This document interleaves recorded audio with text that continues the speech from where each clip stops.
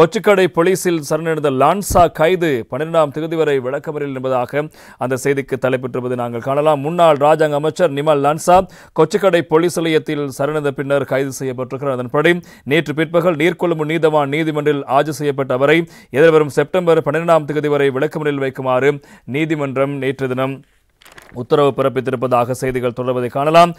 ஸ்ரீலங்கா பொதுஜன பெரமுனவின் முன்னாள் பாராளுமன்ற உறுப்பினர் நிமல் லான்சா மற்றும் நீர்கொழும்பு மாநகர சபை முன்னாள் உறுப்பினரான இலக்கம் 58 நீர்கொழும்பு வீதி கொச்சிக்கடையில் வசிக்கும் பந்துல நாவுதுன்ன ஆகியோரை நீர்கொழும்பு நீதவான் நீதிமன்றில் நிலுவையில் உள்ள வழக்கு தொடர்பில் சந்தேக நபர்களாக பெயரிட்டு சட்ட நடவடிக்கை எடுக்க சட்டமா அதிபர் ஆலோசனை அளித்திருக்கிறார். கடந்த 2006ஆம் ஆண்டு, அதாவது 2006ஆம் ஆண்டு 3ஆம் மாதம் 9ஆம் தேதி அன்று நீர்கொழும்பு மாநகர சபையின் முன்னாள் ஐக்கிய தேசிய கட்சி மேயரான இலக்கம் 35 ஜோசப் மைக்கேல் பெரேரா மாவத்தை தெற்கு பல்லச்சேனை கொச்சிக்கடை என்ற முகவரியில் வசிக்கும் ரொட்ரிகோ சுனில் வில்பிரட் சில்வா என்பவரின் வீடு மற்றும் வாகனங்கள் மீது தாக்குதல் நடத்தி 28 லட்சம் ரூபாய் பெறுமதியான சொத்துக்களை கொள்ளையிட்டமை தொடர்பில் கொச்சிக்கடை போலீசாரால் விசாரணை இடம்பெற்று முன்னெடுக்கப்பட்டு வந்தது.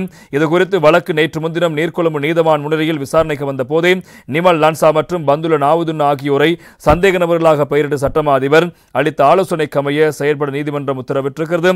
இதனையடுத்து நேற்று காலை 8:35 மணியளவில் நிமல் லான்சா மற்றும் பந்துல நாவுதுன் ஆகியோர் கொச்சிக்கடை போலீஸ் நிலையம் சென்று சரணடைந்தார்கள். எனவே அதன் பின்னர் அவர்களை கைது செய்த போலீசார் நீர்கொழும்பு நீதவான் நீதிமன்றில் ஆஜர் செய்ததை அடுத்தே இவ்வாறு எதிர்வரும் செப்டம்பர் 12ஆம் தேதி வரை விளக்கமறியலில் வைக்குமாறு நீதவான் உத்தரவு பிறப்பித்திருக்கிறார். 2006ஆம் ஆண்டு நீர்கொழும்பினுடைய பிரதி மேயரினுடைய வீட்டை தாக்கி அவருடைய வாகனத்தை தாக்கி அங்கிருந்த சொத்துக்கள் 20 லட்சம் ரூபாய் பெறுமதியான சொத்துக்கள் களவாடப்பட்ட சம்பவம் தொடர்பாகத்தான் முன்னாள் அமைச்சர் நிமல் லான்சா மற்றும் முன்னாள் நீர்கொழும்பினுடைய மேயராக உறுப்பினராக இருந்த ஒருவரும் இவ்வாறு கைது செய்யப்பட்டிருக்கிறார்கள். 19 வருடங்களுக்கு பிறகு இவ்வாறு இந்த வழக்கு மீள விசாரணைக்கு வந்திருக்கிறது. அதன் அடிப்படையில் 2006ஆம் ஆண்டு செய்த குற்றத்துக்காக சட்டம் இப்போது தன்னுடைய கடமையை செய்திருக்கிறது. அவர்கள் ஆஜரான நிலையில் நீதிமன்றில் ஆஜர்படுத்தப்பட்டு அவர்களுக்கான விளக்கமறியல் உத்தரவு பிறப்பிக்கப்பட்டு விசாரணைகள் தொடர்கிறது என்பதும் பிரதானமான செய்தி. அடுத்து இன்னும் ஒரு தகவல், சசீந்திர யலி ரிமாண்ட் என்பதாக இன்றைய லங்காதீப் பத்திரிகை அதற்கான தலைப்பேற்றிருப்பதை பார்க்கலாம். இன்றைய தினம்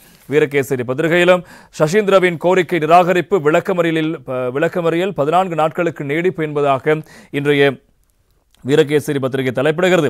முன்னாள் ராஜாங்க அமைச்சர் சசீந்திர ராஜபக்சவை அவருக்கு எதிரான வழக்கிலிருந்து விடுவிக்க முன்வைக்கப்பட்ட கோரிக்கையை கொழும்பு பிரதான நீதவான் நீதிமன்றம் நேற்று நிராகரித்தது. கொழும்பு பிரதான நீதவான் நீதிமன்றில் அவரை சிறை அதிகாரிகள் முன்னிலைப்படுத்திய போதே இந்த உத்தரவு கொழும்பு பிரதான நீதவான் அசங்கேஸ் போதரகமால் பிறப்பிக்கப்பட்டிருக்கிறது. அதன்படி சந்தேக நபரை எதிர்வரும் செப்டம்பர் மாதம் 12ஆம் தேதி வரை விளக்கமறியலில் வைக்க கொழும்பு பிரதான நீதவான் அசங்கேஸ் போதரகம் உத்தரவிட்டிருக்கிறார். மகாவலி அதிகார சபைக்கு சொந்தமான காணியில் அனுமதியின்றி நிர்மாணிக்கப்பட்ட கட்டடம் உள்ளிட்ட சொத்துக்கள் போராட்டத்தின் போது சேதமாக்கப்பட்டதாக தெரிவித்து 88 லட்சம் ரூபாவுக்கு மேல் நட்டையீடு பெற்றமை தொடர்பாக லஞ்ச ஊழல் விசாரணை ஆணைக்குழுவால் முன்னாள் ராஜாங்க அமைச்சர் சசீந்திர ராஜபக்ச கடந்த 6ஆம் தேதி கைது செய்யப்பட்டார். அவர் மீது பொது சொத்து துஷ்பிரயோக சட்டம் மற்றும் ஊழல் எதிர்ப்பு சட்டத்தின் கீழ் குற்றம் சுமத்தப்பட்டிருக்கிறது. இந்நிலையில் இந்த வழக்கு விசாரணைக்கு வந்தபோது சசீந்திர ராஜபக்சவின் பிணை கோரிக்கை மீதான உத்தரவை அறிவித்த நீதவான் குற்றவியல் நடைமுறை சட்டத்தின் பிரிவு 186 படி சந்தேக நபரை இந்த வழக்கிலிருந்து விடுவிக்குமாறு அவரது சட்டத்தரணிகள் விடுத்த கோரிக்கை நிராகரிக்கப்படுவதாக தெரிவித்தார். மன்றுக்கு பொது சொத்து துஷ்பிரயோக சட்டத்தின் கீழ் போதுமான ஆதாரங்கள் சமர்ப்பிக்கப்பட்ட நிலையில் அக்கோரிக்கை நிராகரித்த நீதவான் பொது சொத்து துஷ்பிரயோக சட்டத்தின் 8 அத்தியாயத்தின் கீழ் சந்தேக நபரை விளக்கமறியலில் வைக்குமாறு உத்தரவு பிறப்பித்தார். முன்னதாக லஞ்ச ஊழல் விசாரணை ஆணைக்குழு அதிகாரிகள் இந்த சம்பவம் குறித்தான விசாரணை இன்னும் முடிவடையவில்லை என கூறி சந்தேக நபரின் விளக்கமறியல் காலத்தை வழக்கு முடியும் வரை நீடிக்குமாறு கோரியிருந்தார்கள். எனினும் வழக்கு முடியும் வரை விளக்கமறியலில் வைக்க அனுமதிக்காத நீதவான் 2 வாரங்கள் மட்டுமே அக்காலத்தை நீடித்தார்.